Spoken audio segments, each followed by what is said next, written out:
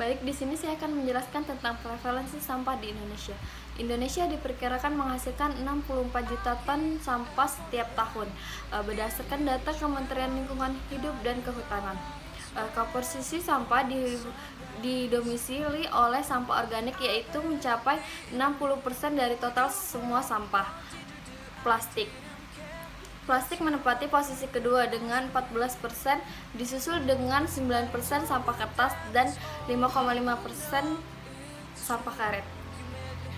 Selanjutnya, dampak sampah terhadap kesehatan dan gizi balita. Penumpukan sampah dapat menjadi sarang dan tempat berkembang biak dari berbagai jenis vektor penyakit. Penumpukan sampah juga dapat menyebabkan pembusukan sampah yang menimbulkan bau busuk sehingga dapat mengundang berbagai jenis hewan seperti lalat dan tikus yang menjadi salah satu vektor penyakit potensial. Hal ini dapat menimbulkan berbagai jenis penyakit pada masyarakat sekitar seperti cacingan, malaria, disentri, diare, dan berbagai jenis penyakit lainnya. Kemudian, penumpukan sampah juga menjadi sarang berbagai jenis bakteri yang dapat menimbulkan berbagai jenis penyakit infeksi yang menyebabkan balita sakit sehingga terjadinya penurunan status gizi pada balita. Baik, di sini saya akan menjelaskan tentang pentingnya ketersediaan tempat sampah di dalam rumah.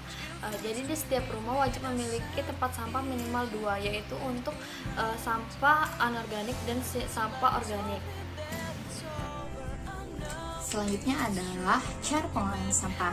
Nah, cara pengolahan sampah ini kita bisa bedakan sesuai dengan jenis sampahnya. Yang pertama adalah sampah organik. Sampah organik bisa kita olah menjadi pupuk kompos yang baik untuk tanaman.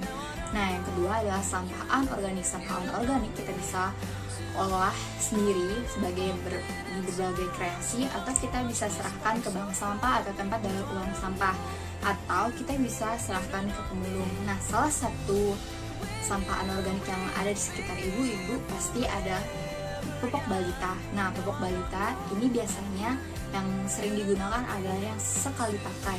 Nah, pupuk balita ini menyumbang 21% ke alam. Nah, tentu tidak baik, bukan? Nah, saat ini saya akan kasih satu cara pengelolaan pupuk balita yang bisa kita lakukan. Yang pertama adalah kita bisa gunting pupuk balita sekali pakai sesuai dengan polanya. Selanjutnya kita keluarkan hidrogel yang ada di dalam pupuk balita. Nah, hidrogel ini bisa langsung kita campur ke tanah. Nah, hidrogel dan yang telah campur bersama tanah ini bagus banget untuk jadi pupuk untuk tanaman. Nah, setelah itu bagian luarnya kita bisa cuci atau kita bisa bersihkan, setelah itu dijemur. Nah, bagian luar ini yang telah tadi kita jemur bisa kita gunakan untuk berbagai